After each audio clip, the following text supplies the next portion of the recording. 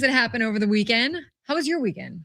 My weekend, as we're like, I've said this with you in here before. I'm like, when I race into the studio, it's like I'm like always doing like 100 things at once. I'm like, where are we even starting with the show?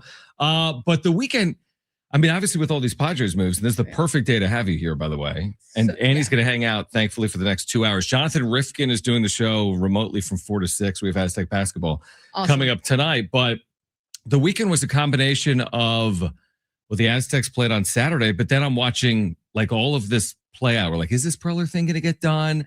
And then as it's getting done, they're like making all of these moves on the edges. And the timing, it's funny because we were just talking about this off air. It's like perception's a little bit of reality. Kevin Acey, obviously, you've worked with for forever and joins us all the time at 760. Yep. He wrote as recently as like Thursday or Friday, like, listen, 3 or 4 sources are saying this likely gets done Monday.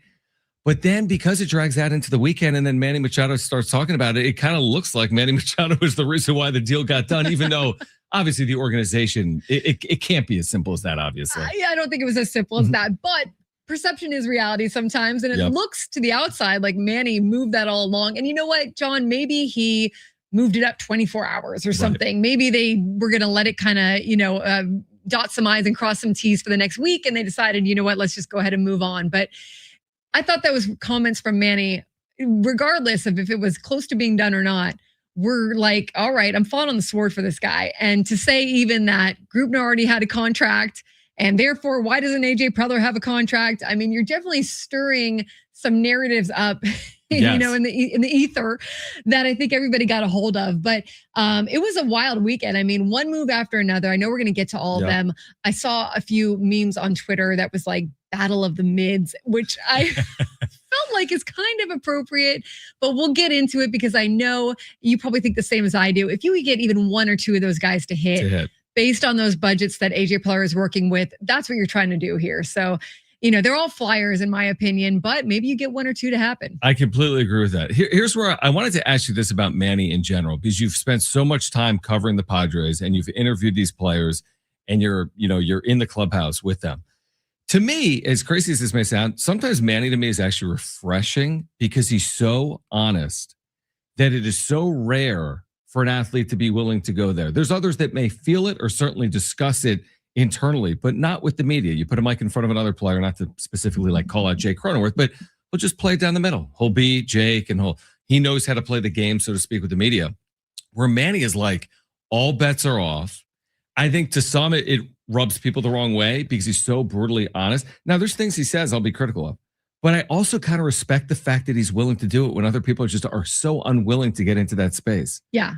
I agree with that. No, yeah. I agree with you. Manny's a wild card. He is. So you don't know throughout the season what he's going to, what his attitude is that day. And by that, I mean, whether he's going to get a little spicy with you or not. Yes. If you don't show up sometimes too with your question well thought out and well researched, he will turn the tables on you and you better be ready for it. But I respect that. I think that's great. It makes you better as a reporter. You need to show up and you need to make sure that you come correct for Manny. But to your point, exactly, like sometimes you get him like that where he's very honest. It seems to be that first media presser of of spring training that he's sat on some things. Yeah. He's been thinking about some things in Miami or San Diego, wherever he's been in the off season. And he's got a few things that he wants to get off his chest and he wants to say. So those are always entertaining. And then you'll get some tamer ones throughout the year. Yeah. But, a lot of times people think that when he is kind of spicy back to a media reporter that he doesn't like them. And I don't agree. I think that he likes to mess with you and he likes when you mess back with him a little. I think he gets a little bored and it's a little fun for him. It's interesting you say that. Let me ask you this. You've covered the Padres for a good amount of time. Why is it, and we don't have the audio right this second, but I think a lot of people heard like from when John Seidler and Eric Grubner spoke, and this comes in the immediate aftermath of the AJ Preller extension, which we're told is like multi-year. Right, multi-year. But why is it when then asked a very honest question, what are the terms or what's the length of the deal? Oh, we're not going to disclose it. Why is it a state secret? What is that? I just got into a big conversation with this before I walked in and saw you because it was bugging me too. It's bugging me a little. So we know it's at least 3 years because he's going to have this year plus 2 years. It's a multi-year, so it's at least 3 years, which for GM is at least standard, right? I mean, you usually don't see a GM getting 5 years or 7 years. So I don't know that it's even right to necessarily compare it to what, say, like Eric Grupner might get or what a front office person might get, because they are different in terms of just how they're handled, most of the time. But it is kind of odd because, at some point it's going to have to get out what it is, because he's going to need a new contract at some point. And these things play out in the press most often, or at least they're dangled around a little bit. So I do think that it will eventually get out, or it will break. At first I thought, hey, maybe he doesn't want to be compared to what Eric Grupner got, or maybe what is coming with the new owner. Maybe he doesn't want to be locked in, like you talked about the last time, which I think is spot on. Maybe there is some kind of clause or opt out, or maybe he doesn't want to get more than 3 years, because what if he doesn't like the new owner? What if they butt heads? What if he wants to find something else? So there's a number of reasons. The reason that I was told as well, which is what Eric Grupner and John Seiler said, that seems to be some truth to, is he didn't want all the attention that came with this whole, episode of when is AJ Preller going to get an extension. And he just doesn't want some of that spotlight being shined down on him right now. So I think it's a little strange. Terms, at least in years, maybe you're not giving money. Yeah, which I think is fine. I think is fine, but who knows the real deal? It's funny because if they didn't want the attention so, singularly focused on AJ Preller this offseason, and you would have thought to get the deal done. And then to wait until all players have reported, to then allow microphones in front of Manny Machado before you have announced the deal, again, leads some. And I like what Kevin has reported. Obviously, the organization wasn't like, oh, Manny just spoke. Hey, tell the legal team to put something together. I mean, obviously, it wasn't playing out. But now they had something set. Yeah. But it's like there is that perception, like, oh man, I remember when Manny talked and then Peter Seiler gave him the $350 million extension after I wasn't upset with the Xander contract, but hey, the organization's got a lot of money and they gave it to Xander. And then a day later, he gets his contract. It's almost like what Manny wants, Manny gets. And I don't know if that's a good perception for the organization or not, truthfully. It just seems like all of it could have been prevented. You could have just signed a contract a week ago, as opposed to right now. And you wouldn't have heard from Manny Machado. You wouldn't have heard from Fernando Tatis Jr. You wouldn't have heard from others. It's almost like the Padres walked into that trap that was so obviously right in front of them. Yeah, I completely agree with you on that. They could have avoided this. Yeah. And there were so many comments coming out from players after the extension was signed that were very complimentary, very much, we love AJ, all the things that you would expect players to say, but also some heartfelt things, some heartfelt examples from players, from Fernando Tatis Jr., from Manny, of why they wanted him back. And you could have just walked into spring training with that. You didn't need the prelude of, why doesn't this guy have a contract, or what's going on? Why does Eric Grupner have one and not him? In the grand scheme of things, it's a little bit of drama that was kind of entertaining for everyone. It's not going to hurt anything. And I really do think that on AJ Preller's side, there was this a slight feeling of, we still do have some time, but they still did. They still had that year. But I agree with you. If you knew you're going to get it done this whole time, which I do think that they were leaning toward getting it done, they had to figure out those terms. As you know, it seemed like those terms were not high, and I don't think AJ Preller was asking for the world. It just seems like the money was not, maybe the terms were not where they needed to be this last month or so. And I think based on the contracts we're seeing the Padres sign, had to do with money there. Right. All right. So, so they finally got themselves up to what they needed to be. But I don't think that they did that because Manny talked. If you were going that direction anyways, which they were, then yeah, I think they should have gotten it done before players and pitchers and catchers probably first reported. I agree with you. I mean, it's interesting. I'm on the record. I think you feel the same way. I think AJ has earned the opportunity to keep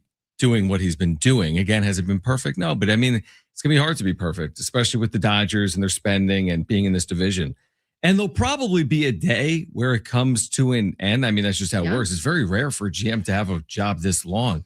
But right now, with everything hanging over the organization, whether it's the future ownership, their dollars, and their lack of spending prowess because of all the dollars being tied up, it's like the last thing in the world to me was to walk away from a GM right now. Yeah. So I credit them for getting it done. I probably would have done it on a different timeline. Again, at some point, the Padres need to break through and get to a World Series or win one. I mean, that's kind of how sports work.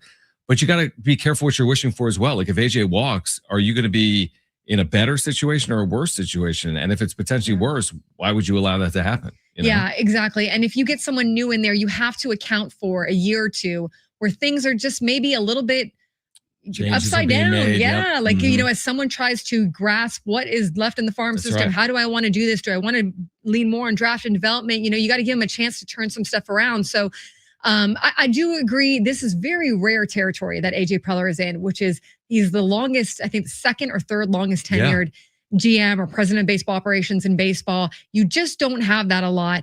And it's funny, I talk to former players a lot that will come through, and there's quite a few that don't. They bristled at AJ Preller. You know, they, for whatever reason, they did not feel like his communication was good. Now, this was, you know, several years ago for a lot of them when they first got on with the team. And I think that he's worked on that. You know, they felt like sometimes that they were being like messed around with a little bit, like they weren't being told it too straight. And I think he's worked on that too. But it's funny because when they come back around to San Diego, what so many of them say is like, yeah, we might, you know, he might not be my cup of tea, but I respect that he's trying to win, because a lot of them go on to teams that they then are, you know, with a GM or an organization that isn't willing to kind of really go for it or win, and they sort of miss the ability to be competitive and to have a chance to win every year. So I think that AJ Preller has worked on some of the things that have gotten him a little bit into hot water or a little bit out of favor with certain players or even staff members, you know, all hours of the day and everything. I think he's gotten a little bit better about that. I think he's learned from some things, but you're right. It's probably not going to last forever, and rarely does it. Yeah. And this is probably the period of time where it's like, let's see what they do. You know, the ownership change is coming. Let's see what they do over the next year or two. All right. Annie Halpern from the UT is with us in studio until 4 p.m. We've got a great giveaway that we're qualifying our listeners for today. We'll tell you about on the other side. Plus, we need to get into, there's so many moves, but it has to start with Nick Castellanos. And I know this played out really over the course of last week. Good old Casty. I mean, it's amazing what they've done over the last 4 or 5 days. It's like Castellanos is old news, but it's a topical story. So we'll get into Nick Castellanos and what it means for the Padres on the other side. We'll tell you about our giveaway here today. Annie Halpern in studio until 4 p.m. This is San Diego Sports 760. We're live on the iHeartRadio app.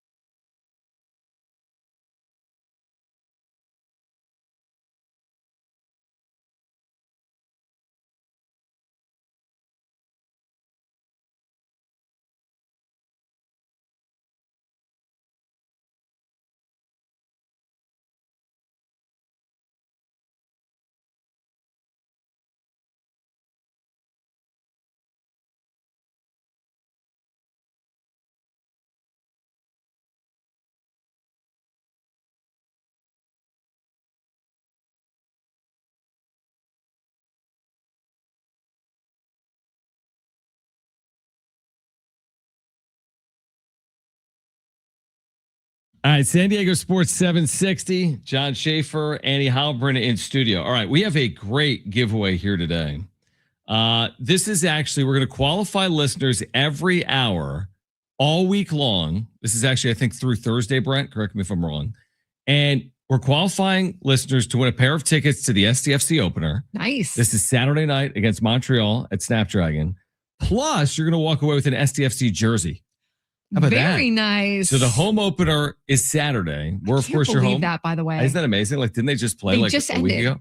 Yes. Their season is like nonstop year round. We're the home of SDFC right here on San Diego Sports 760. You can hear the match coming up Saturday against Montreal. You can win a pair of tickets for that match. Be listening for the sounder, right, Brent? You're going to hear a sounder. When you hear it, call 877-767-4760. Do not call now. When you hear the sounder, you'll hear it every hour all week long on San Diego Sports 760. We'll announce the grand prize winner of the 2 tickets and the jersey on Thursday. And again, the number to call, do not call now, but when you hear the sounder, 877-767-4760. So again, John and Annie hanging out here until 4 p.m. Jonathan Rifkin will take over then. I've got Aztec basketball coming up tonight right here on 760. So we found out in the middle of last week, Annie, as you recall, that the Phillies weren't even going to have Nick Castellanos report. And then you're like, well, hold on. That means you're like, don't come to camp. Right. Yeah. And I'm like, what that means is the Padres could be in play because Padres have no money. But if he gets released, all bets are off. And yeah, maybe it's not perfect, but here's a guy that's had some success in his career. And if it's a low risk deal with some reward, maybe it makes sense. And here we are a few days later, and Nick Castellanos comes to San Diego. I mean, the way the story is playing out in Philadelphia is like this guy's persona non grata. Oh. But in San Diego, it's like, hey, let's see if you can take advantage of your second chance. It makes more sense in San Diego that he would have a better year because he's highly motivated. Right. Right. Yep. Like when you've reached kind of desperation point and where the whole country thinks of you one way after this article is written, and maybe you are that way, by the way, but you've got to show that you are, you've got to be on your best behavior, essentially, A, and B, you've got to show you can play. I mean, if you take away everything that happened off the field, and it wasn't, by the way, the beer that he brought into the dugout. It was the showing up of the manager. It was the kind of attitude that went along with that. That was, I think, the bigger issue. But I think he just wore out his welcome there. It wasn't working. He did not hit well. He did not field well, at least after year 2. And I think that he could really benefit, honestly, from a fresh start. And I don't think that it's all gone from him, John. I think that there's still something left in there. Now, his numbers were really low last year, and that was with playing, I think he played 147 games. So how will you do as a platoon player, which can be very difficult if you're coming off the bench or you're not playing every day, you're not getting those everyday reps, which a lot of times you need. But a change of scenery, maybe, some new feelings being in the Padres clubhouse or being with Manny, who's his buddy, and just kind of feeling like you're part of something bigger again. And there's some excitement there, some different work maybe in the batting cages. You can maybe try to find something. I don't know if this experiment's going to work at first base, and that whole thing is really a mystery too, how they're going to do that. But it was wild to watch that all play out. Like you said, they didn't want him back. Then that article drops. Yep. Then he gets picked up by the Padres, and you look at it, I'm sure they tried to trade him and get something, but no one was taking him on the trade. So everybody was probably waiting for him to be released. He said he talked to a couple teams, and went with the Padres. And it's really low risk. I mean, if it doesn't work out, you just cut the guy. Yeah, it's interesting. I completely agree with everything you said. And it's like what happened in Philadelphia, in my opinion, just like using anyone's life as an example, is like when something happens that you may be able to learn from. Now, sometimes people don't learn, but usually you get to a point in life, like he's not 18. It's like, you know what? Maybe I was partially at fault. And now, is that really going to replicate itself again? There's a good reason to believe it probably won't, because this is like a turning point in someone's career. And by the way, you can learn things at any age. Like I really don't put it all. Okay, so Nick Castellanos he chastised Rob Thompson. He made some mistakes. It's professional sports. Yeah, There's all kinds of stuff happening behind the scenes that people aren't aware of. And he didn't kill someone's dog. He didn't run someone over. If he can still play, you can get past all that. And that is always my point. It's like, I remember when I worked in minor league baseball, I've made this point before on the radio. I remember one of my first years in minor league baseball, I went into like the manager's office after a game, and I'm like, man, we got the greatest group of guys here. It was a Pirates affiliate. And I remember this 20 years later. He's like, We do, but we're not in the business of having great guys. We're in the business of having great players. And it's like there is that line. Now you can only you can't go to the nth degree. There's a line with certain level of player you're not crossing. There's players that have been suspended. There's things that have happened with players that, okay, you don't want to entertain that. The guy got mad at his manager and brought a beer into the dugout like an idiot. Who cares? It's like, that can't be a reason for his career to come to an end. Yeah. And I think that it's got to be, I think that it's fair to give him another chance. Exactly. Yeah, exactly. And I think that you look at what his upside could be, especially, he's hitting, he's probably going to be hitting 7th, 8th in lineup, don't probably, you think? Yeah. Which again, we heard from that story, maybe he didn't like that so much, but look, now you have a chance to show that you can do it and you can be there in the bottom of the lineup and provide, a lot of the times the bottom of the lineup, I mean, you look at who they have right now. If you've got some, what is it, like Cronenworth, Castellanos, for me, like just turn it over, And I mean, this is a guy who also is good at extra base hits. He's got some power in him, so can drive in some runs there, hopefully.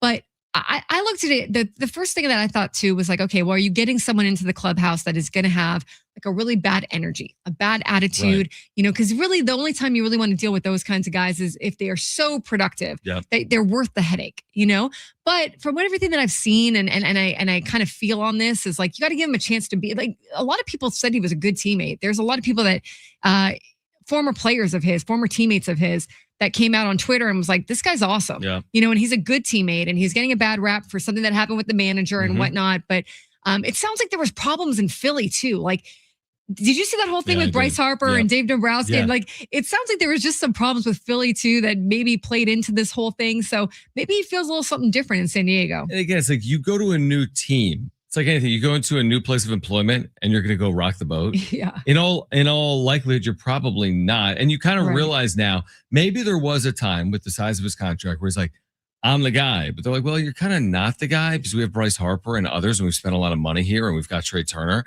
But you kind of thought you're the guy. You can't think you're the guy here. You're making $700K. I mean, you're not really. He's getting his whole contract, but the Padres are paying him nothing.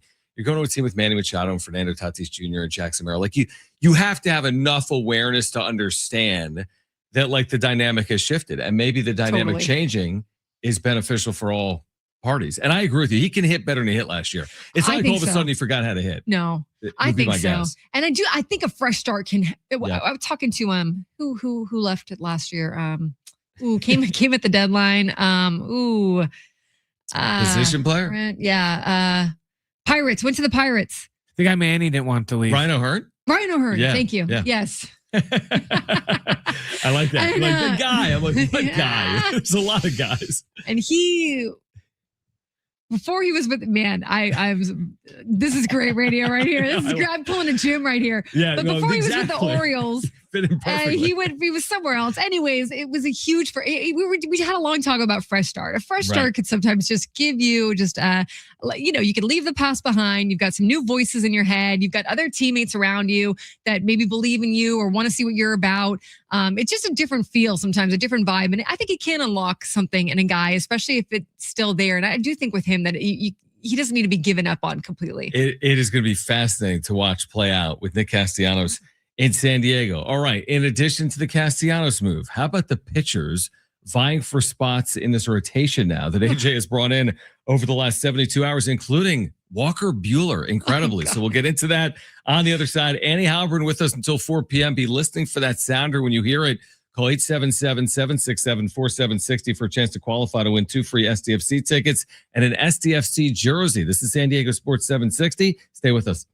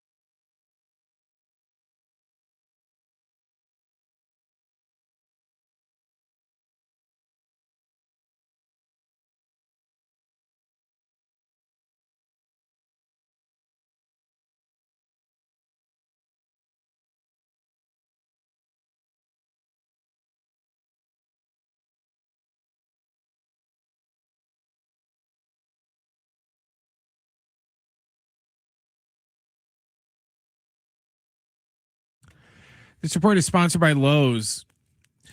Major League Baseball Players Association Executive Director Tony Clark resigned today after an internal investigation revealed an inappropriate relationship with his sister-in-law, who the union hired in 2023, according to ESPN. Tonight, the Aztecs are back home at Viejas Arena to take on Grand Canyon. Our pregame coverage with Fletch will begin at 6 o'clock, and John will have the tip after 7. Get a jump on your spring to-dos at Lowe's. Get 4 bags of STA Green 2 cubic foot mulch for just $10, and 3 bags of Miracle Grow 3/4 cubic garden soil for just $10 too. Valid through 2/18, excludes Hawaii. While supplies last, selection varies by location.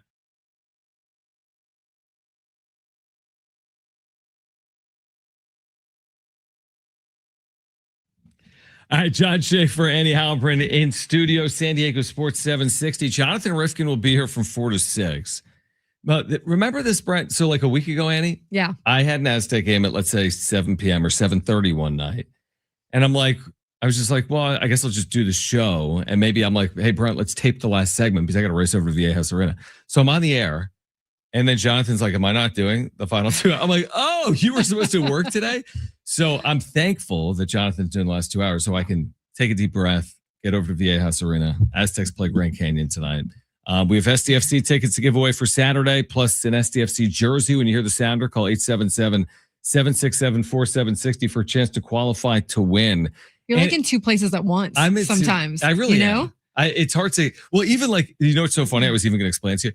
So when I call an Aztec game, I will for the stream, I'll wear a hat and a shirt. Right. Because I don't like to then be on the well, obviously I'm not topless on the stream, but I don't like to. You should try it. You never know. Right. But I'll change it to my Aztec stuff after the show because I don't want to just be in an Aztec quarter zip on the stream. I mean, that's really stupid. I could be. I feel like everyone's in the quarter zips right now. No? Is that what they do? But the point is, so I'm wearing red and black shoes, but I'm wearing this navy shirt and a green hat. Well, nobody sees anything other than it's a lot. It's a lot. There's a lot going on in your brain right now. There's a lot going on in my brain. So it's been hard to keep track of all these Padres moves. And we talked about Nick Castellanos late last week and now AJ Preller. But the pitching depth that they've added, because we spent the whole offseason being like, do they have pitching depth? What are they going to do? No. It's interesting how they've done it because they haven't really spent the money. And it's like you said earlier with there's all these flyers out there now, including Walker Buehler. Is this going to work, this strategy that you bring 3 or 4 in, maybe 1 or 2 hit, and you don't have to go out and spend the $18 million on any one player? Yeah. I mean, did you see Walker Buehler's press conference today? I have not seen it. No. Was it fascinating? He just looks like I'm here. Yeah, fish out of the water. I'm here. I'm going to be excited about it, but I feel really weird about it kind of still. And, here I am and in the Padres gear. But look, you get past all that. If you get a chance and you get an opportunity, I'm sure it is kind of weird for everybody involved. Okay, so I think that you are going with the strategy here from AJ Preller, which is we're going to get as many bodies as we can. We're going to collect the bodies. And yes, 1 or 2 hopefully will hit for us. And maybe 1 or 2 will go to the minor leagues. Because the thing about these signings is not everyone's going to stay in the organization. They've got, even Walker Buehler has opt-outs for if he doesn't make the team. He by date or something. Yes, exactly. By dates, he tries to get on with another big league team. And I can't remember. There's a few others that have that same thing where, it's not necessarily like they're just going to go down to AAA and wait to be called up and be depth in the organization. Some of the veteran guys have opt-outs to go try to get on with another team. So you're really, for them, their spring training, they're just trying to show off. Whether it's for the Padres or another team, they're trying to show that they can still pitch.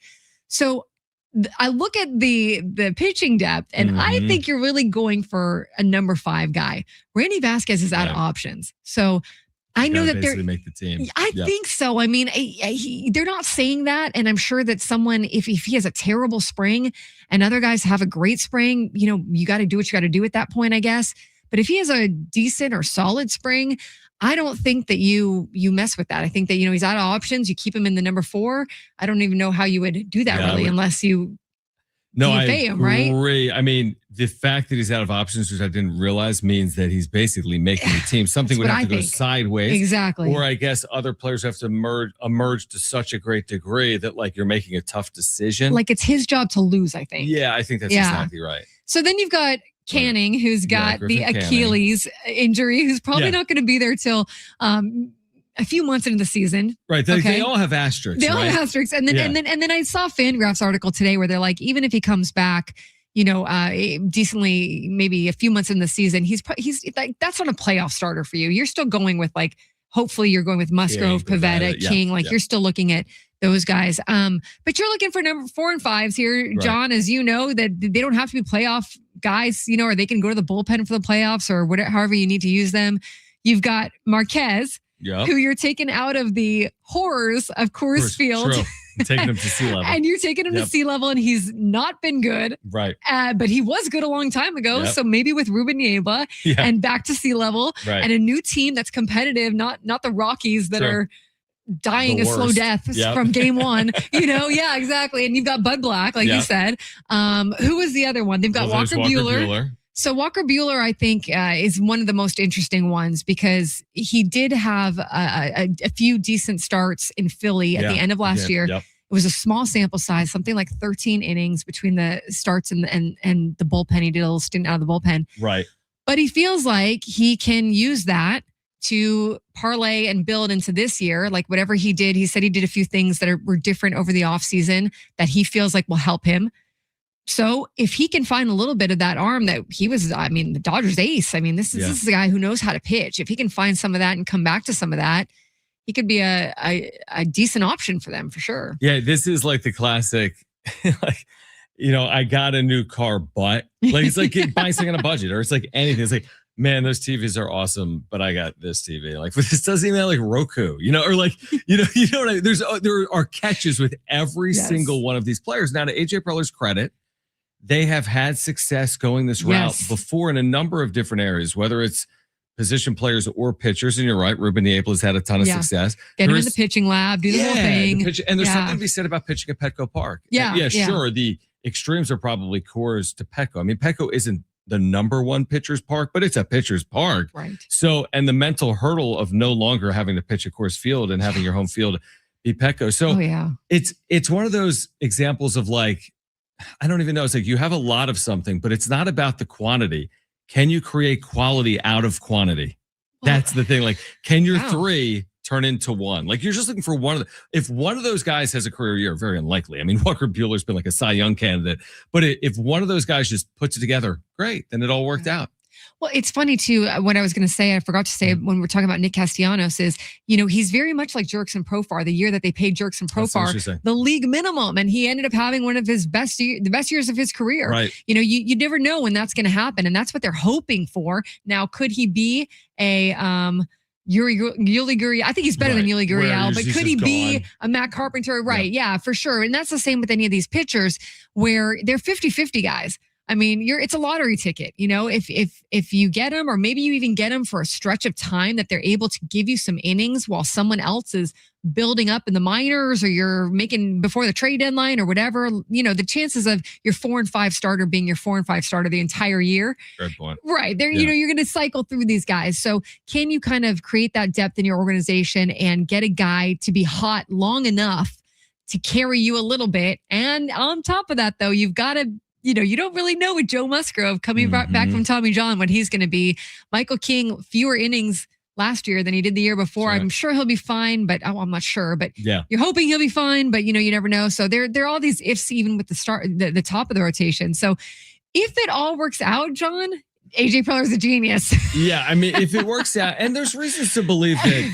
I think they'll navigate a way for it to work out. And this isn't a finished roster, and you can still make a trade. You can still make additions potentially. There's always the trade deadline. But I agree with you that it's there's been a lot of attention on maybe their 5th starter spot, and it's taken some of the attention off. Well, hold on. Joe Musgrove's coming back from Tommy John. Yeah.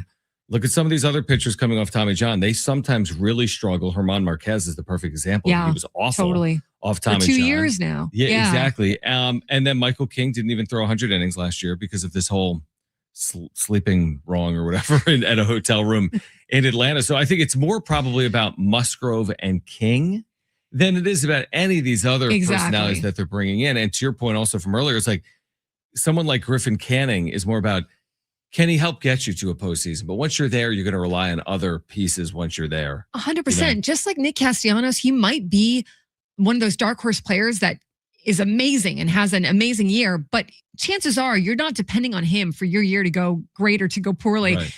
You're not depending on Ty France. You're not depending on Andujar. You need Manny and Xander and Crony and Tatis to have good years, et cetera, et cetera. So that's really where I think the bulk of, even though these names get signed and we like to dissect them, and as we should, really we can't forget about the top of the lineup and the top of the rotation, that they're like, that's where the bulk of your greatness has to come from. And these guys are role players for the most part. But I think AJ Preller doesn't have much of a choice. He doesn't have much of a budget. And so he's doing what he can do. And that's get guys who are highly motivated, who have something to prove, who don't want this to be the last hurrah in their career. Put them in an environment where you're filling them with confidence and you're like, you're our guy. And, we're going to get you in the lab and we're going to give you time, playing time and all this and that.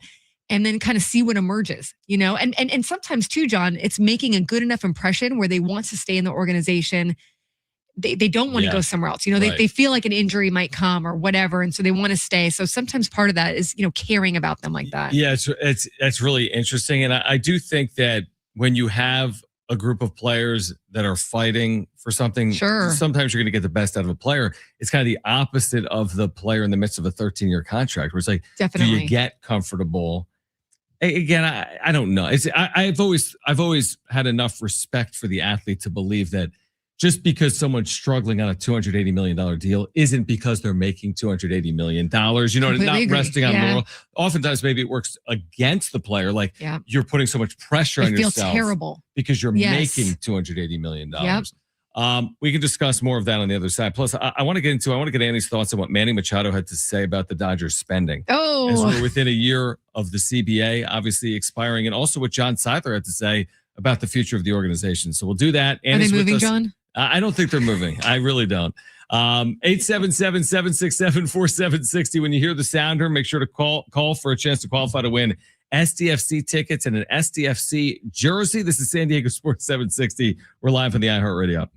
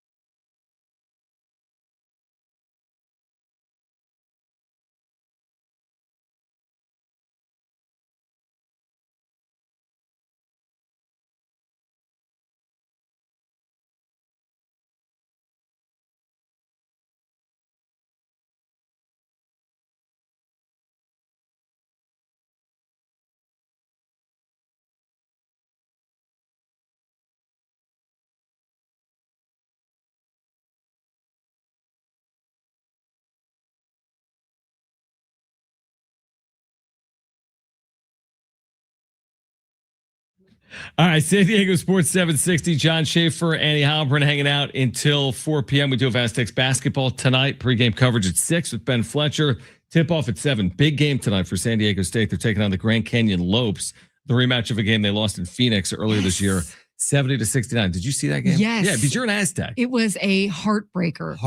Yes. Annie. And that's a tough place to play. I didn't realize how their arena has kind of become this like thing. Okay, tougher place. Yeah. Let's talk about that for 1 second. Here was I have two thoughts on it. One, they have a good arena. It's a great arena. It's like smaller than Viejas. Imagine a 60% Viejas like in Viejas size. So light. it's like tighter.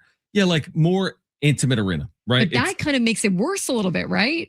I mean, they're really kind of on top Yes. of you. And their students, to their credit, they let like half of the building as students. So, I mean, and, you know, kids, I mean, they're really, really into it. Oh, yeah.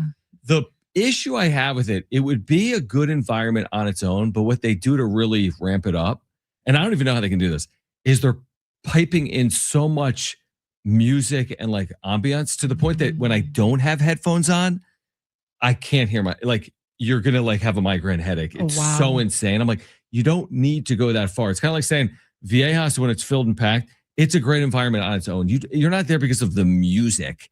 It's just a good environment. The Pit in New Mexico is like that. Yeah. Utah State and Logan, their students are insane. I mean, as in they create their own energy. I don't need you like force feeding the energy. Like it stands on its own. But this is a big game for San Diego State. They're kind of firmly in this like bubble conversation, and there's only a few weeks left in the regular season. It's kind of crazy. Like it is. It's almost baseball. So. And I remember at the beginning of the season with SDSU, it was kind of inconsistent, right? It was kind of touch and go. And then they kind of it seemed like they got in firmer ground and started playing with each other even better. Yep. And so now, right, they're fighting for this for the spot, tournament, right? Yeah, exactly. For the tournament spot. So it's exciting. It is. It is. It's a good time of year, and I'm looking forward to tonight. And again, our pregame coverage begins at 6 p.m. So John Seidler spoke to the media, I believe, for a first time in a scrum, right? Yeah. Yes. So with Eric, he didn't do this last year, right? So he has never done this. Actually, he's never spoken to the media except for like private one-on-one. Exactly. And I thought at the end of the day, he was fine. I think it probably proves the point of like, why didn't you do it previously? By not doing it, you're calling attention to yourself for not doing it. I guess it's like when you do it as you're walking out the door, it's kind of like, man, it would have been nice to hear from you before that. I agree with that. I mean, my takeaways are. It does sound like the franchise is on the verge of being sold. Yes. It does sound like they have legitimate interest. It's not just him saying that. I mean, I didn't need him to say they're not leaving San Diego. I mean, how could even the idea? I don't know if we've talked about this before on air. Even this like carrot that's dangled out there, like, well, you know, if the Padres are sold, they could leave. That is so unfair to San Diego and Padres fans and San Diegans with everything that people have been through with, whether it's all the way back in the day with basketball or more recently with football and the Chargers. Don't even do that. Like San Diego speaks for itself in terms of the fan support. Why on earth? Why is it even now? I'm doing it, but it's like it's been brought up. I know. And John Seidler had to say the Padres aren't leaving San Diego, which I appreciate enough. But obviously, right? I mean, San Diego is one of the best baseball markets in the country. Yeah, completely agree. And it was enough that it was written about in the Union Tribune. Kevin had to write about it, which I think none of us wanted to give this any kind of oxygen, any kind of, a belief, because I'm with you. I guess I thought about it yesterday and I was like, I guess you can never say never, because I'm sure there was a time that I was like, oh, the Chargers would never leave San Diego. It's a great point. But I find this so far-fetched. I find this so hard to believe that a new owner would pluck this team now in 10 years. I mean, I guess if everything went, upside down and fans really just never showed up and things just got really terrible in San Diego, I guess maybe you could consider it. But even as Kevin wrote, it's $1 billion relocation fee. You'd have to completely build a new stadium, you don't have TV rights that you know of. Right. You've got this amazing fan base in San Diego. You're the only team, as John Seidler rightfully pointed out, not the only team. That's not fair to everybody else, but you're the big four. You're among the big four, and you're the main, you're a lot of what San Diego pays to go watch. You've got the biggest fan base that's coming out there, so I just don't see this happening. I wish we could let it die, but I don't know if everyone can, but this is just not, I think, a reality. I think that at the end of the day, the sale number is going to be amazing. I think they're going to set a record. Why do you think? I mean, I guess maybe it's all the reasons we just mentioned. But the Angels went on the market. They got pulled back off. Yep. The Twins went on the market. They got pulled back off. Why now for the Padres? Yeah, why for this? Is it San Diego? Is it the factor of being the main sport? It is a great question, but here is my theory. It actually boils down to the only team of the Big Four in this market. And there's not, I think I have this right, the only city in America that only has one that's baseball is San Diego. Yeah. Now there's Sacramento, but forget about that. Even St. Louis now has, but they've got hockey. They've got hockey. Yeah, so no, they don't have basketball. I'm like, they don't have basketball, and they don't have. What are they? They got the Blues. Like they have hockey, and they had the Rams. Obviously, they have two. They had the Rams, still right? Have two. So they were. Because I remember one time I went to do an interview with the no, it was the Rams. I feel like before. God, I don't know. Anyways, they're one that was a baseball. Now I don't know so much now because they're in a rebuild and all this stuff. Exactly. But they're you would consider them a baseball market. Yeah. I think it does boil down to like the Padres would never say this publicly, but I would imagine internally it's like, well, hold on. We used to have to compete for sponsorship dollars with the San Diego Chargers. Absolutely. We used to have to compete for season ticket. People only have so much discretionary income. When you're taking half the pie away and now bringing it all to the Padres, I think it was Sportico that reported that the Padres had over $500 million in revenue last year. Yeah. And they also reported that oftentimes in sports, maybe not as much in baseball, you'll get 6 to 7 times revenue at a sale, which would be 3 to 3.5 billion. And there's never been a baseball sale over $2.4 billion. It's almost like, now it is interesting. Like, well, hold on. The New York Mets in the number one, but they share attention, not just in baseball, but across sports in the city. So I do think there's the element of like San Diego is somewhat unique. It's a little bit like the Trailblazers with Portland. Now they haven't had success, but I think they've been widely, there's a lot of positive attention around the Trailblazers because it's what they have. Where I think the Padres have that.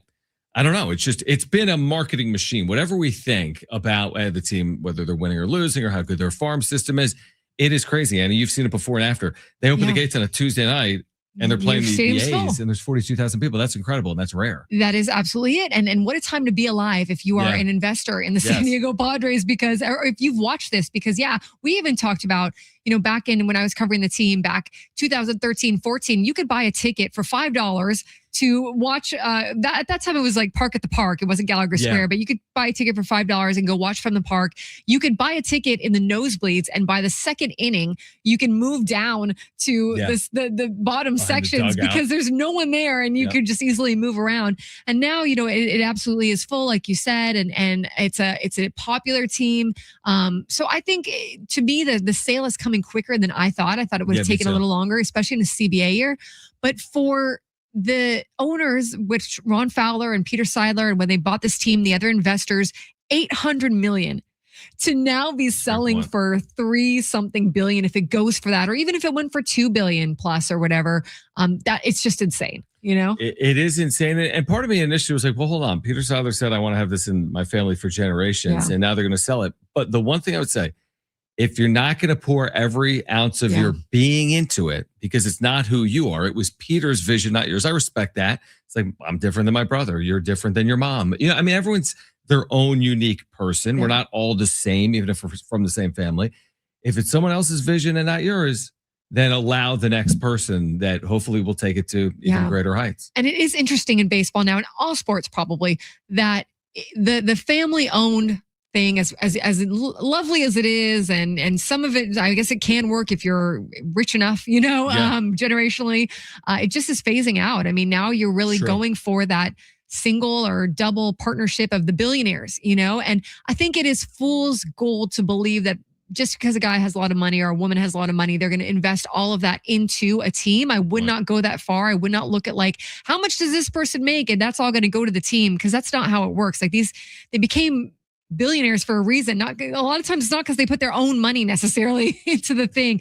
Not that they won't put, obviously they're going to put some of their money, but I don't know that it's going to mean that and who knows what the upcoming salary cap, or if that doesn't happen, what that will mean for baseball in general. But I do think that if you get an owner who is highly motivated to own a team and is in that billionaire range, which we've learned is really not the Seidler family, right?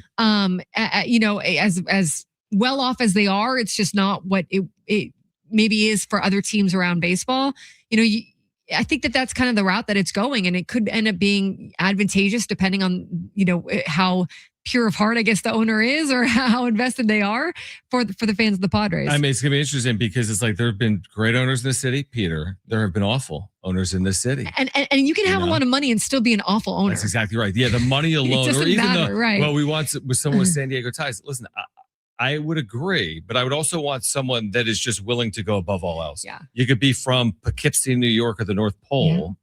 If you're committed to winning at the highest level, I'd prefer that probably. And the thing about it is, this is what's been interesting. And I've worked in that ownership office for the Padres for a year and been around it a lot. Is like, you can be very good at business, but not very good at running a baseball team. Sure. Like a lot of these people, like you can have earned your money and be a really good businessman or businesswoman, but you get too emotional when it comes to the sport, or you get too riled up by the fans. What I think is good about the owners that they're looking at, or that have been reported publicly, is they all seem to have experience with other teams. Yeah, and they own other teams. So they know what they're getting into a little bit more than I think if you just get someone, and who knows, maybe they'll just get someone who is owning a team for the first time. But there's a lot to learn that happens with that transition.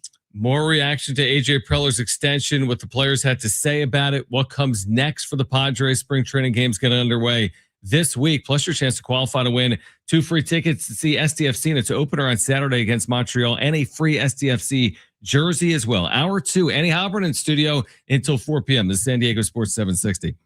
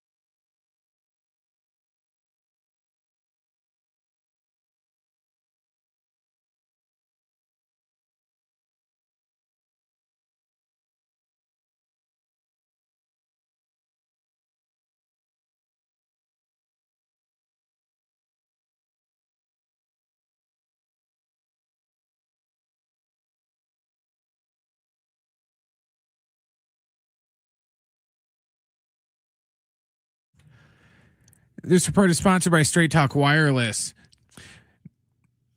MLB Players Association Executive Director Tony Clark resigned Tuesday after an internal investigation revealed an inappropriate relationship with his sister-in-law, who the union had hired in 2023, according to ESPN.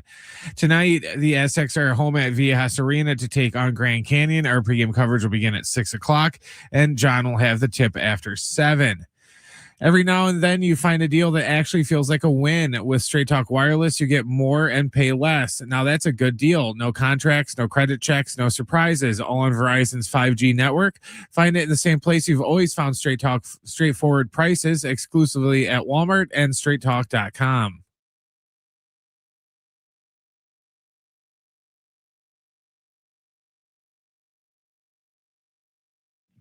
All right, hour 2, San Diego Sports 760. John Schaefer, Annie Halbrin hanging out until 4 p.m. Now, Jonathan Rifkin's here at 4, and he'll be with you until 6. Then we've got Aztec pregame at 6 p.m. Also, be listening for that sounder. Did we have the sounder in the first hour, Brent? We did. Sounder. When you hear it, I'm not exactly sure what it sounds like, but you heard it. It doesn't sound like that. It sounds like, when you hear Annie say sounder. Don't call. That's the new one. Call don't call when Annie does it, but the next time you hear it, call 877-767-4760. You're going to qualify to potentially win 2 free tickets to see SDFC on Saturday night, plus an SDFC jersey. Our grand prize winner will win both tickets and a jersey to Saturday's match at Snapdragon. Those are fun Stadium. games. Yes, they are. They are. They had all kinds of success in year 1. You talk about successful from huge. They've been remarkably successful. Playoffs, did the whole thing, and set some records for expansion teams. And I think, they've got a great team and a lot of returning players. Everyone always said, hey, put professional soccer in San Diego, it's going to work. And whether it was the San Diego Wave and their successes initially with Alex Morgan and now SDFC, it really has been impressive to watch the turnouts at Snapdragon Stadium. Padres, believe it or not, will play spring training games later this week. It'll finally get here, and we'll probably turn more of our attention to that. Are we going to dissect spring training games? We're breaking it down, Annie. No, we're not actually. It's so funny because I always get all I'm excited for this, and I turn on the first game this is terrible. I saw the roster today. The Padres put out their numerical and alphabetical in-camp roster, and I'm like, what is this? It was longer than I don't even know It was unbelievably It's like when long. It's training camp before all they completely cut everybody, cut 40 people. Not for our listeners necessarily, but let me see if I can find it. I don't. They've got so many, right? They've got so many of those upper numbers. The guys that 100. I remember when Bud Black, you'd ask him about someone after a game, and he'd kind of look at you trying to remember who that guy was. What the hell is this? That is just an insane. There's more words on this piece of paper, this PDF. They had to use 6 fonts. It's 5.5 font. This thing is insane. I probably couldn't name half of the people on this list. That honestly does look wild. I mean, that they have not done their cuts yet, apparently. It's funny because when they've made all these signings, and we haven't Ty France, who was here previously and was an Aztec, and everyone's like, oh my gosh, look at all these moves. The truth is, you're only going to take 26 with you. Well, I mean, that's the thing. These guys are not all going to make it. I mean, they're not all going to be able to break camp with the Padres. And some of them, like I said, have clauses that are going to allow them to go to another team. So they're really just kind of getting work with the Padres in spring training. But even if you look at the bench, you can't bring all these guys. Exactly. You have kind of also replicates of some of the same guy, which is hasn't played much first base, platoon DH guy. You need someone that's going to be able to spell the outfield guys, whether that's Song or they get someone else work that can help with when you got to take a guy out for a defensive replacement, or you need to just give them a game off or whatever. You can't just have 3 or 4 first basemen or hopeful first basemen. Yeah, you have to. It's such a good point. It's you can't even keep them all. You can't keep them all. And I think we made the point a little bit in the first hour. Or maybe I made it with Jim online in the last couple of days. It's you want to have. Yes, you need quantity because you need depth, but you want the depth to pay dividends. And there's this fine line there and sometimes in baseball, I do this a lot. And it's man, look at this move and look at what it means on paper. And then you start playing and it's not the way you really envision the move impacting the team. And you think we all do this. You get carried away. You're like, oh, they added Mason Miller, look out. And he was amazing, but Mason Miller only can do so much. If you're trailing 2-0, he has literally no role for your team, and so on and so forth. So it's I think I like by and large what they're doing here, considering the money that they lack. But still, part of me is still like, there's some skepticism. Like, have they done enough? Are they addressing their true needs, or are they just throwing a lot at a wall? And is that going to be enough to do it? Yeah, you're absolutely right. And I think that if they were in a better position financially, you would want to not take a flyer, right? You would want to go after someone who can give you a more certain outcome. Now, it's never certain, as you know, and as our listeners know. You can have a bad year, you can have an injury, et cetera, et cetera. But if you were in a financial position, you wouldn't be taking these flyers. You would be taking someone or trading for someone who can give you a little bit more certainty. And I do think that the worst case scenario here, because I think their roster is set up pretty well. I mean, they have a competitive roster, a great bullpen right now. Lineup is still good. I mean, this is a good lineup. Some good depth there. So you do need your superstars to superstar for all that to work, but you don't want to get to the end of spring training where someone hasn't risen up, right? Like, you don't want to get to the end, to your point, you don't want to get to the end of spring training and you're like, well, I guess we can go with so-and-so. Exactly. You know, I guess we'll just plug this person in. So it is a little bit of a risk in that sense where you're taking so many flyers. You need one or two to hit. Yeah. And they will, I think, like, it's like, I don't know if it's inevitable or not. It just feels like you give people opportunities. Someone sort of happens. Takes advantage of them in a workplace. Hey, the three of you work at this project. Totally. One person does it better. That person gets elevated. The other two don't. And I would imagine that plays out. But it's funny too, because you get in the vacuum of, like, through the prism of the Padres.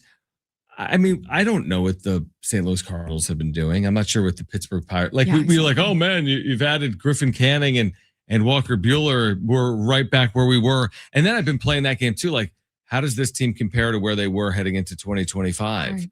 And I do think at the end of the day, there's a lot of similarities. Like, I wouldn't be surprised if we looked up at the end of the year and there they are again, competing for a playoff spot. I agree. 90. That's my guess. I agree. You add all this up, you subtract all it up, and you're back probably where you were. I think they at least have that shot. I would not look at them right now. I think that their roster is as good or even maybe a little better than it was heading into last year.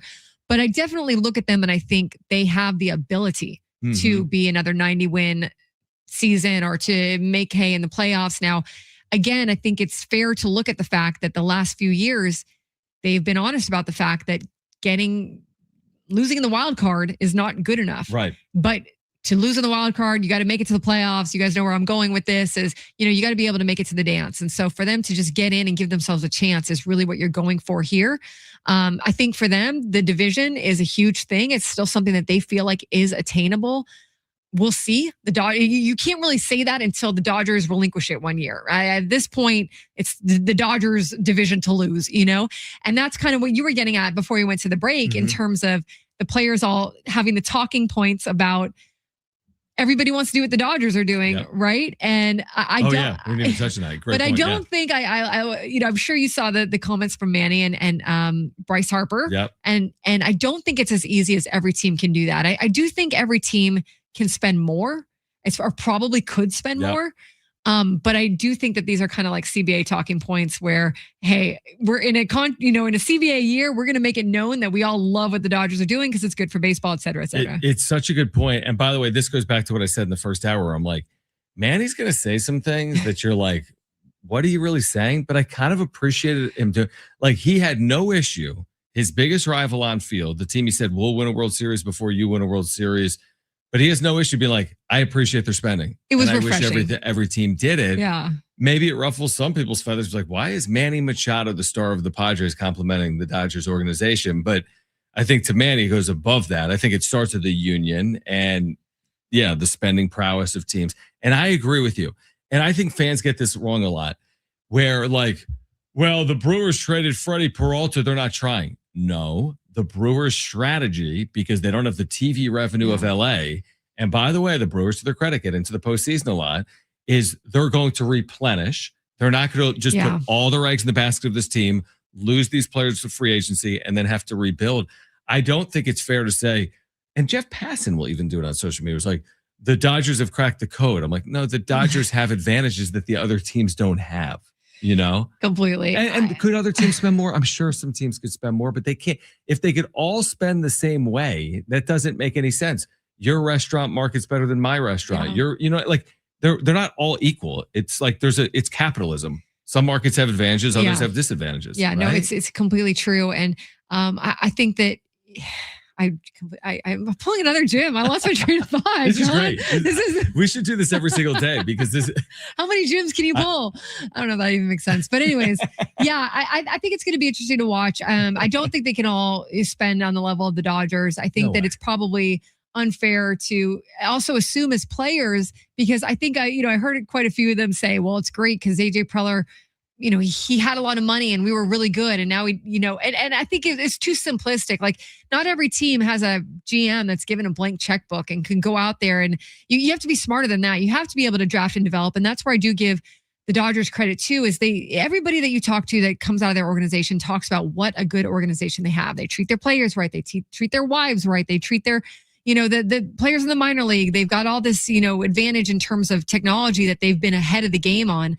And I think all of that is fair and legit. But in terms of the TV contracts and everyone being kind of on at least a level, maybe not a fair, but a somewhat level playing field, it's not there, So it is difficult to do what the Dodgers do. Yeah, I agree. I would prefer to see.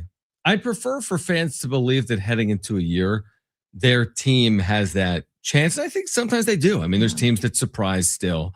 But I mean, you could also make the argument like, will the Padres win a division in the next 10 years if you wanted to? Because the Dodgers have been so dominant, so reckless in a complimentary way with their spending. It's like, what is ever going to slow them down without some like restrictor plates being put on the way they're doing it? Yeah. And Bill Shakin from the LA Times wrote an article about one of the worst teams in the NBA, and how Utah. Yeah, I think it was Utah. They're sitting players. Let's go with Utah. They've been like sitting players in fourth quarters. Yeah. But they have the ability. They have the same money. Yep. That he was making the point that like it doesn't always depend on that. It depends on how well is your organization run. And I think that sometimes fans look at it like a panacea, like the end all be all. If everyone just has the same money, then that's gonna mean our team is good. And our team is going to be able to compete.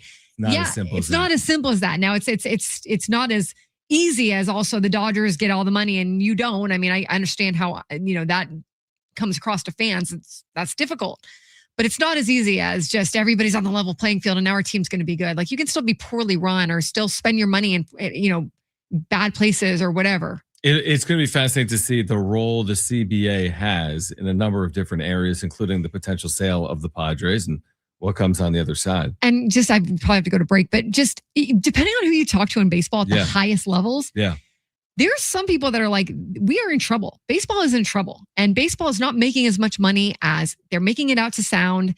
And this is a very difficult place for baseball right now, and blah blah blah. And I'm sure some of that has to do with they need to get people on board for whatever they're trying to do. But it is interesting how there's some people that talk about that it's like it's not in that great of a position. And when you talk about the Padres sale, they're going to be selling the team on the basis of what Rob Manfred hopes to do, which is get a contract that is bigger than the NBA. So that was like $700 billion or something. Oh, the TV deal. Yeah, baseball believes they can get a TV deal that is bigger than what the NBA got.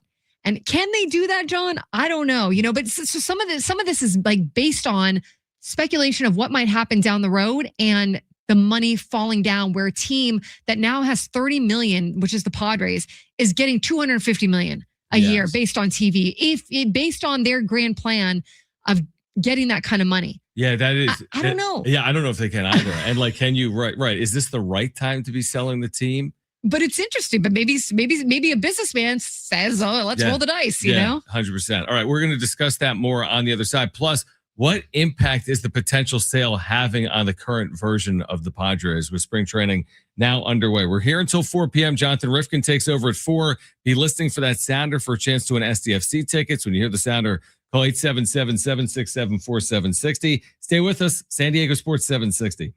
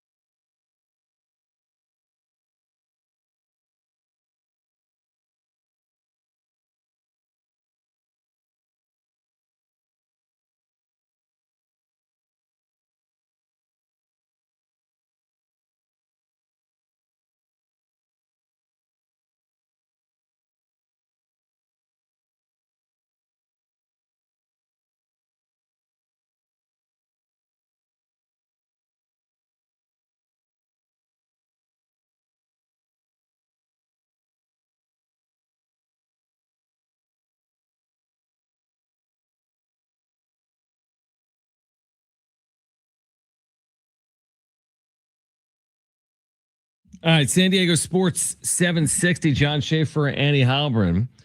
And the Padres, again, this just kind of wild weekend. It was so quiet. It was such a so quiet. It was such a 180 because we spent the whole offseason being like, thankfully they re-signed Michael King. Because that was, and then beyond that, it was what Sung Moon Song, like in a normal offseason or with another franchise, that would not be like the move of the offseason.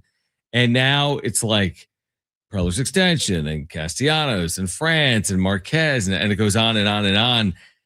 And again, I don't really know necessarily what it means. They've made a lot of moves, but they still all offseason, their highest profile move was just keeping a guy that was already here. Absolutely. It was Michael King, right? So that's their biggest move. There's a lot to be said for retention. I spent a lot of time with college athletics. Sometimes it's not who you added, it's who you've kept.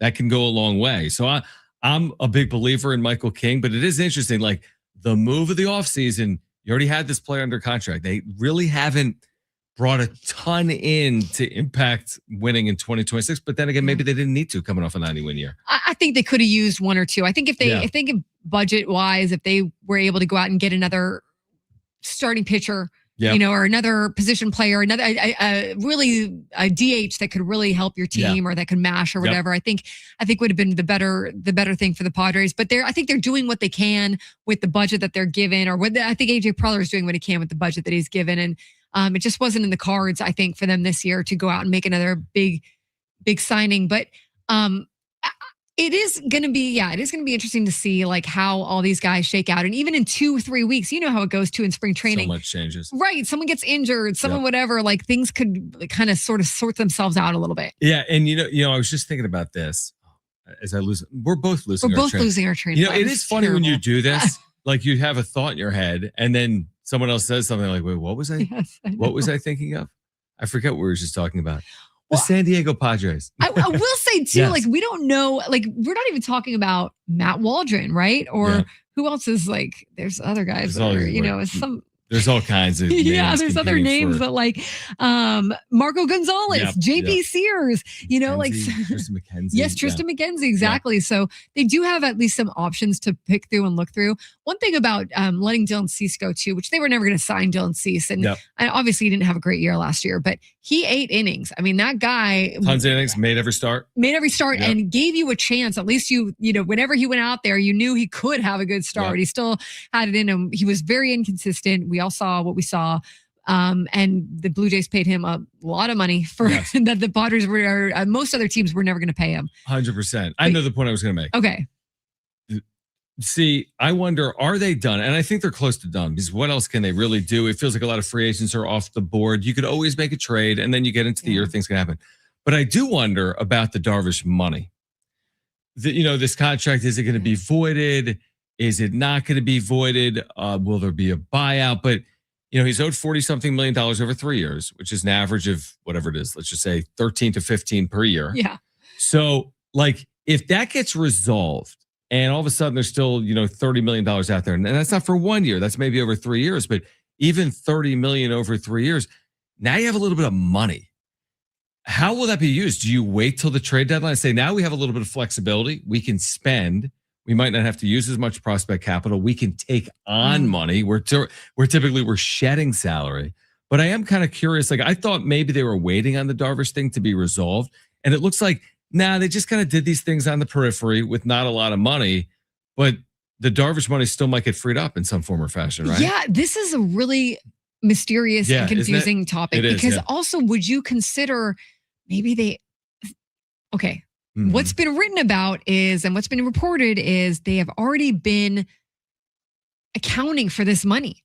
Mm-hmm. So have they been spending money that they didn't have? Accounting for it? Like, well, like I do with my credit card? Yeah, kind of like that. Like, kind of like, and does that mean that, if that's the case and they had a lot less money than we could even consider, because if the money that they've spent this past offseason is based on their thought that Darvish is out. Is based on whatever money that they think they're going to get this year from Darvish. You know what I mean? Yeah. And then they'll still have the money for next year and the year after, whatever you're talking about.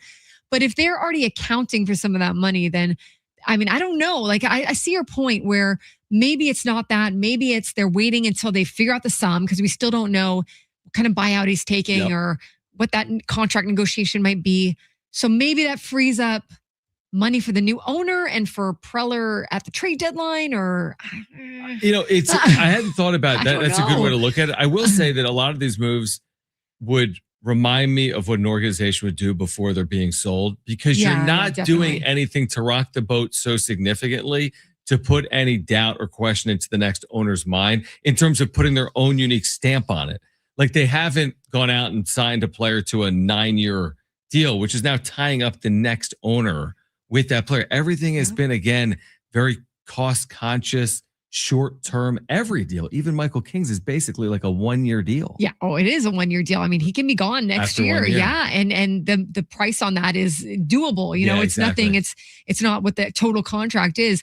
But I think that is something that they're, I don't know, like it has to do with the sale. I think it has to do, with less money that either the Seidler family wants to spend, or that they even have, based on everything I've heard. Maybe it's just not even like there for them.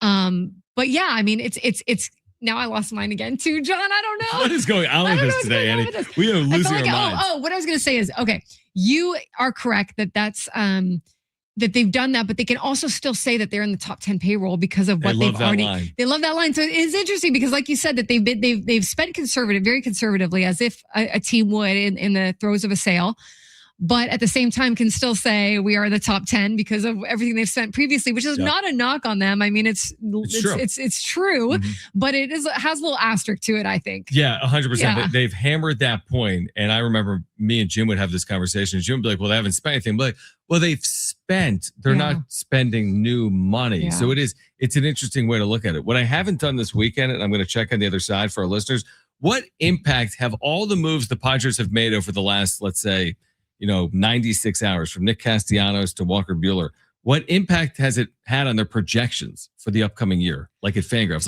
weren't they really low? Weren't 79 wins when Fangraphs debuted their projections. I would love to know what they're at now. Where are they now? We'll share that with you on the other side. Annie hanging out until 4 p.m. Be listening for your chance to win those STFC tickets. When you hear the sounder, call 877-767-4760. Here until 4 on San Diego Sports 760.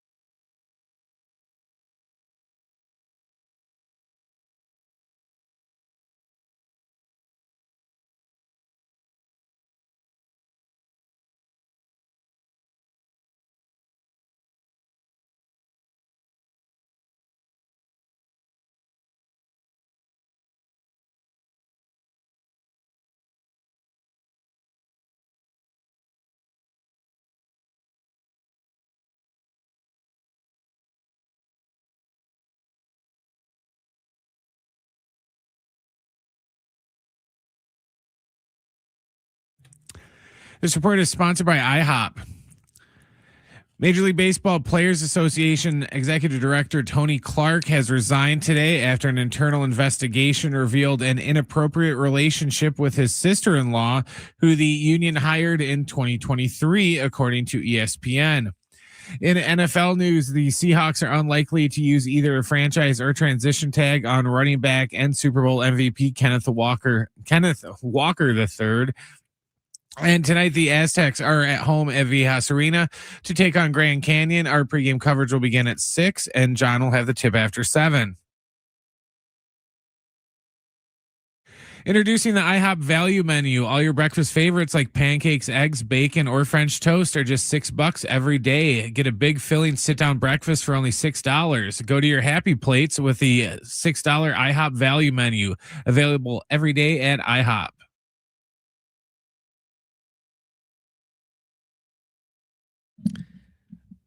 All right, John Schaefer and Annie Halpern hanging out until 4 p.m. Again, J-Riff. Jonathan Rifkin will take over at 4. We have Aztec basketball tonight. San Diego State and Grand Canyon is a big game. Our pregame coverage will begin at 6 p.m. We're kind of in that, I don't know if it's a must-win, but from an at-large perspective, it's a big game, obviously, for San Diego State. So we'll have that for you tonight at 7. That's going to be fun tonight. It really should be. The game Saturday, I lose track of them all. The Nevada game was a great atmosphere. Saturday night, students back in session, weekend, like it just had all the makings of a good atmosphere and crowd, and it was. And I think tonight should be another good night. Again, people remember the first meeting that we talked about, the close game in Phoenix, so I think it will be. So I'm looking at the projections, right? I want to know about this. Fangraphs, and like this still kind of shocks me. So I'm at Fangraphs projections, and last year, again, we know the Padres finished with 90 wins. Right now at Fangraphs, would you believe the Padres are projected to win 79 games? No. I know. That's Wait, were they before 73 or? No, they were 70. So they haven't changed. They haven't changed. Now, again, have they really done anything? I guess that's to your point. What you were talking about the segment before. Playoff odds right now. And the guy who comes up with this, the Zips projections at Fangraphs, this guy, Dan Zimborski. He comes on all the time. His Z in his last name is the Zips. So like, it's literally like his What a legend. Yeah. I'm like, this is ridiculous. Right. But his system, and he even says, take it with a grain of salt. I remember when you had him on. Yeah. One team can win 100 games. We say they're going to win 60 games. It's whatever. But it has the Padres right now at Fangraphs projected to win 79.5 games. Well, maybe the half is Nick Castellanos or someone. Yeah, exactly. Or Marquez. Yeah, exactly. But it also is the Padres in 4th place in the division behind the 99.5 win Dodgers, the 82.5 win Giants, the 81.5 win D-backs, and the 79.5 win Padres. John, what do you make of it? Here's my thought. Ooh. Here's my thought. And he kind of told us that. I'm not sure if I buy that. He said the projections are concerned about their lack of starting pitching depth. And yes, well, now they've added 4 half-injured people. That should make one. Yeah, exactly. But it doesn't work that way. I know. And it's like, well, what happens if Nick Pivetta doesn't make 30 starts? What happens if Michael King doesn't make 30 starts? How thin do you get? And my head always goes back to 2021 where like the wheels just fell off, right? They had the starting pitching injuries and the wheels fell off. Now, are we more optimistic than that? Yes. Of course, we're also in San Diego. But I mean, 79.5 wins is not, I don't see it. How do you win 90 games last year? Have they really lost 11 wins from last year? Right. I don't know. I mean, I feel like their roster is at least comparable to last year. Yeah. And so I'd be surprised if they've lost 11 wins. But I guess this really plays into what you've been talking about today. Because when you look at, while we see the upside and can look at a Buehler and a Canning and a Marquez and say, hey, they with a little bit of Ruben Niebla and a little bit of pitching lab and a new start and everything, we can patch this together, right? They can patch this together. If you're someone on the outside, as you say, we get so myopic in our own cities, you're probably looking at it like, whoa, these are guys that had like 6.9 ERAs or whatever, and were injured all of last year, half of last year, and are coming off of Tommy John. And so you really have no idea what you can expect from a lot of these pickups. Yeah, that would be, that's kind of how I look at it. It's like, okay, on one hand, I could see how this could pay off. Like if I'm going to be the glass half empty, the glass half empty is they haven't found anything over this flurry of moves that is tried and true. Now, there's no such thing as tried and true. It's sports. Yeah. Guys get hurt or could have a down year, but there's no guarantee in anything. You could certainly make the argument, well, what if Nick Castellanos is Nick Castellanos from last year? That's not good. What if Walker Buehler still, has no velocity and has a 5 ERA? Same thing with German Marquez. As in, they still haven't really. It's easier to say, well, why didn't you just sign Chris Bassett, who made 30 starts last year and was on a World Series contender, because they didn't have $18.5 million to buy the reason. It's like, exactly. Can you get Chris Bassett out of Walker Buehler and German Marquez and Griffin Canning? And you may not be able to. Would be the half glass empty way to look at it. You may be hoping for like a month of Chris Bassett. And even then, I'm not sure if you're getting all of that. But yeah, exactly. Like if you're looking at it from a Zips projection or what these guys are paid to do, which is look at their stats and look at their history and also the outliers. I've even seen a lot of talk about Nick Pivetta. Was last year the real thing, or is the 3 years before that the real thing? And we have reason to believe that Nick Pivetta can replicate the year that he had last year. But, I think that there's a lot that goes into those calculations, and I can understand from a math standpoint or whatever, looking and going, there's no way of knowing if this actually helps you get another win, another few games to get you up to 85. Yeah. And like, do I lose sleep over stuff like that? And I love numbers. I don't care. I mean, I hate numbers. This is that right? God, oh boy. It's so funny. Well, I've always, because sports are they're so pull every one of my hairs out. And so you're not like, I know like when someone's like 2 for 7, they're hitting 286. No, that's okay. I think it's when you get into you can do the calculations in your head. Yeah, I just like actually John, like the numbers themselves. This is Rain Man territory. No, it's not really. I don't think. But Brett would say, with Jim, I'd be like, hey, he's 1 for his last 3. He's hitting 333. And she'll be like, how do you know that? I'm like, he's 1 for his last 3. Like Jim, I'd be like, hey, he's hitting 500. He's like, how do you know that's 1 for 2? I'm like, because you're an idiot, But I've always, with Jim, I would lose him so many times, right? You're pretty good with math. Yeah, because on air, I'll be like, they're 89 and 73. I would lose Jim constantly because he doesn't love that type of thing. Type calculator. I don't love the deep dive, the sabermetric analytic. I always take with a grain of salt. There's certain things I could find there. I'm like, okay, there's something interesting, but I try not to bring it. I think by and large, the listeners, like when I'm watching a baseball game on TV, I'm like, don't make me work. You know what I mean? Like I don't like when it's dive. like you're vomiting stats. Yeah. It's like you've gone to Baseball Reference and you found like 20 or whatever. And I like one stat as a jumping off point. I like that. Saying, I will do that. Manny Machado is not hitting his last 10 games. Right. What's wrong with Manny Machado? Yeah, or there was one of there was one of these guys that they picked up that was like a hard hit. Hard hit percentage is still really high off of so and so. Okay. And it was like, so there's reason to believe that maybe his mix isn't as good as we think, or whatever. So it's like that's a good jumping off point, I think. Numbers are good. Like, listen, the organization, the numbers matter. Like there's things they're doing with like whatever it's called, like all the pitch tracking technology, that stuff has value. But even that, and you would know this in the time you've spent covering the Padres, you don't want to overwhelm a player with too much information. Just like I don't want to overwhelm our listeners, or I don't want to be overwhelmed as a listener or viewer with information. You know how many players you talk to that's too much. It's too much. Yeah. And this is how, when you get into what does a hitting coach do? Yeah. A hitting coach has to understand which players can take a lot of that information and synthesize it, and it helps them. Versus if you have someone who's like more cookie cutter and they're just going to feed you all this information, and you've got a real cerebral, someone who's now real cerebral, who's more of a feel hitter. Yeah. It messes you up. Yes. And they talk about that. Like, I think you have to know some level of analytics. You're absolutely right. Some things have value. They do. But not all things. And not for every player in the same way. This is honestly real, to put a bow on that. This is one of the amazing strengths. I'm going to switch sports of Brian Dutcher and his staff. Oof. They have all of this information and all of this film, but they always are able to piecemeal it down to the things that matter for their players. They could give them all the information in the world, but there's only so much that can be ascertained. Same thing. I'm watching TV. I don't need I'm just sitting there with popcorn. I'm not sitting there with a notebook trying to take notes, listening on the radio. I don't need everything to be provided to me.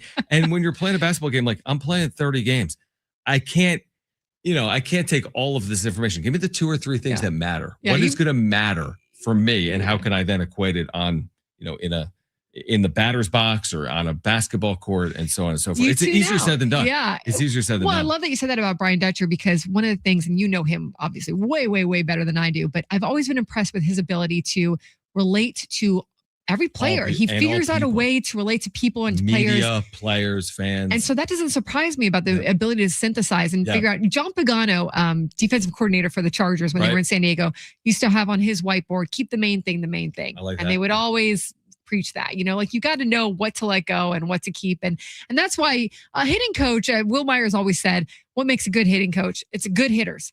And that's really it. I mean, what makes a good manager? It's good players. I mean, most people will be honest about that, but you have to that's what they're there for, is like, how can they do what Brian Dutcher does? How can they give information well or not? Know when to hold information, because it's not going to be helpful to the player. Yeah, Dutch saying the other night when Magoon Guath came back and was perfect from the floor, he said, am I a better coach or do I have a better player on the floor tonight? And it's a little of both, probably. But it's an interesting point. All right, we're with you until 4 p.m. Jonathan Rifkin's taking over then. Aztecs pregame at 6 p.m. Again, be listening for that sounder all afternoon for a chance to qualify to win 2 free tickets to see SDFC Montreal Saturday at Snapdragon Stadium. Plus, our grand prize winner is winning a free SDFC jersey as well. Here until 4 on San Diego Sports 760.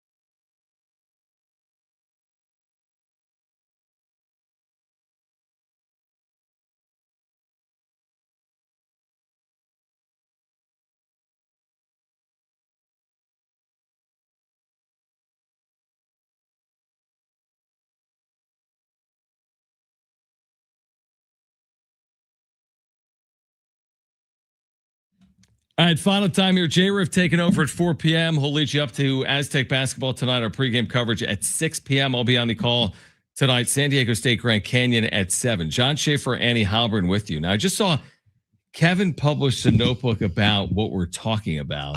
Do you think he was listening to us? He must be listening. But the premise being, where's the title? If you knew how I accessed the UT, you wouldn't be proud. Oh, I'm going to pretend like I don't see it. I'm going to pretend like I don't see it. I feel like I'm a subscriber, but I don't know. you just go in through like 6 back doors to get to This is the problem with what we do. Journalism is dying, John. I know. Right?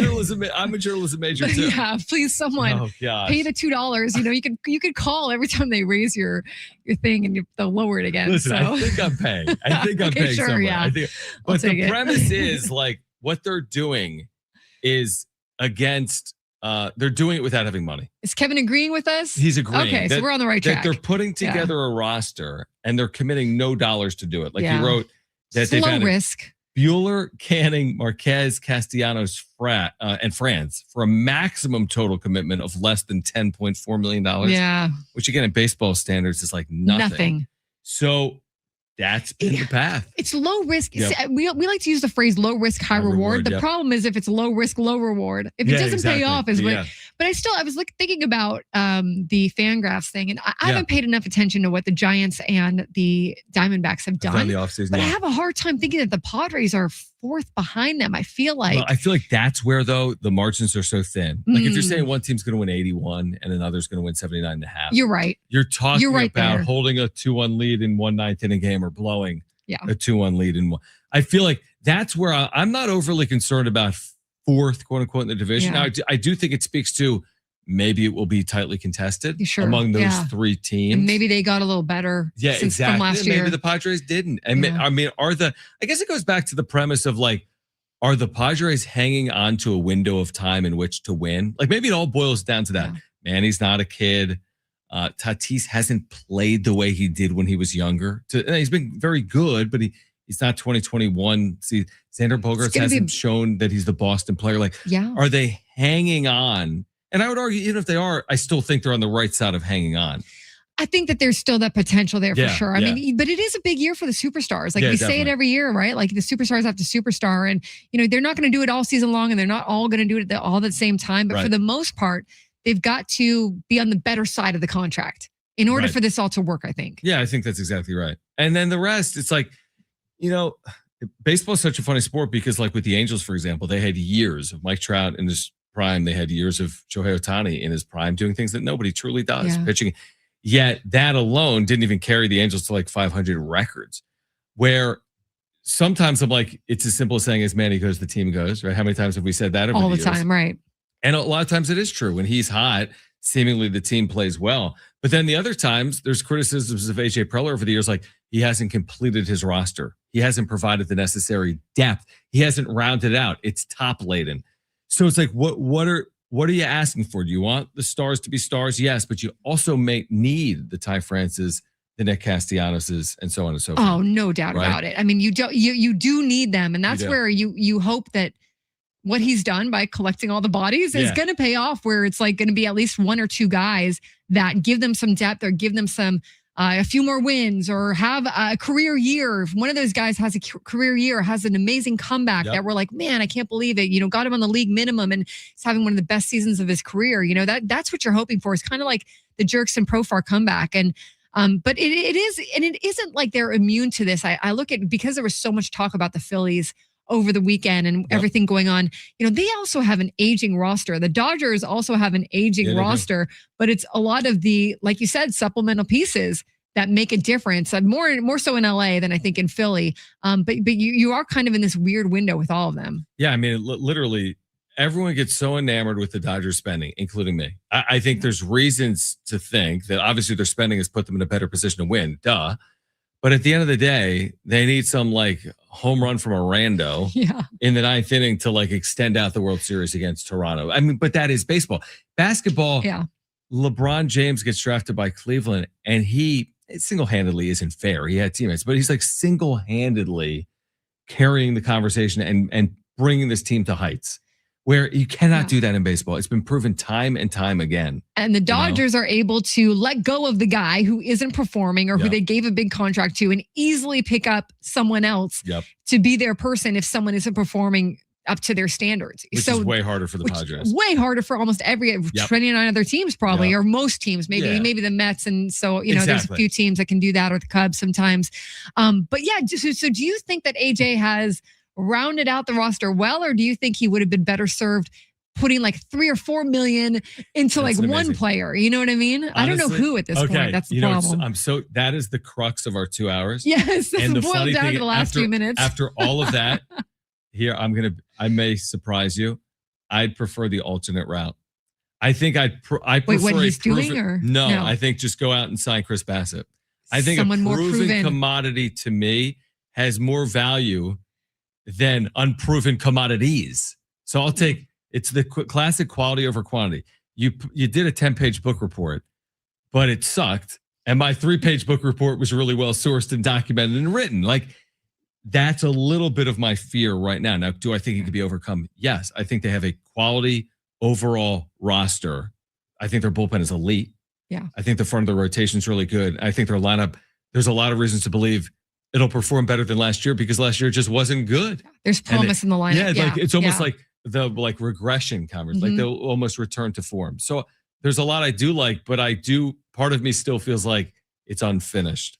And just because you signed That's fair. Yeah, I mean, Germán Marquez, I said today or recently with Jim, I'm like, if it was 2020, amazing with Joe Musgrove. Walker Buehler 5 years ago. But it's like, it's not 5 years ago anymore. And in sports, that matters. What do you say? I think this is a tough one. I think this is what's going to make it. I'm gonna hedge this one completely because I feel like this is what's going to make this year completely fascinating. Yeah, it's interesting. Because you need, I get what he's doing. And I think if you can hit on one or two, you're a genius. Like I said, Manny Machado said, pennies on the dollar for Nick Castellanos, right? Now, Gavin Sheets last year. He's like an everyday player now. Exactly. Yeah. But it feels like it's it feels like it's more of that than it's been any of the previous years. And I think that's what scares me a little bit too, is like hope and if. Yeah, right. You have a lot of if going on, right? Nick Castellanos returns to form. If Germán Marquez. More than one position. It's the back of your rotation. It's your first base / DH. It's some depth that is hanging on the kind of spaghetti at the wall theory, of it's not just one position, And so I guess that is a little. It's gonna be a little wild west on that. I always as we put a bow on our day. I always leave the outs of it's not definitive now. It's very hard to be like, they definitively made the wrong decision or they definitively made the right signings. And we don't know who else he might have been in on or tried to get. And it sounds like they've been quasi-aggressive. I mean, he always is aggressive and creative and whatever it is. If nothing else, I would be utterly shocked. As I say, you can't say anything definitive with baseball. I'd be utterly shocked if the Padres didn't win 79 games. If they go 79-83 this year, that would shock me. Me too. And I hope we're proven right in saying that. I think it's much closer to 93 from 2 years ago than it would be 79. I think that they are at least with potential and as good a shot as any to make the playoffs. I think whether it's sneaking in at a little under 90 wins or whether it's getting past 90 this year. Right. Not win the division, but as good of a shot to get in as the other teams competing to get in outside of an LA. Exactly. I guess to me, it would be a failure if they don't make the postseason. Yeah, I completely agree. I think that you're kind of in enough where you got to make the postseason. Annie, you rock. Thank you. You rock, John. This is so fun. I hope that I didn't turn all your listeners off. No, you didn't. I think some of you are still there. 2 hour shows are in our future together. Let's do a lot of 2 hour shows. We'll try to remember what we have to say. Exactly. I know we did. Annie, appreciate you. Annie Halbrin. Thanks for having me. Kind enough to spend a couple of hours with us. Jonathan Rifkin with much more in the state of the Padres, getting you ready for the Aztecs as well. He's with you on the other side. Again, we're qualifying listeners to win SDFC tickets today and an SDFC jersey as well on your home for SDFC San Diego Sports 760. For Annie, I'm John J. Riff on the other side on San Diego Sports 760.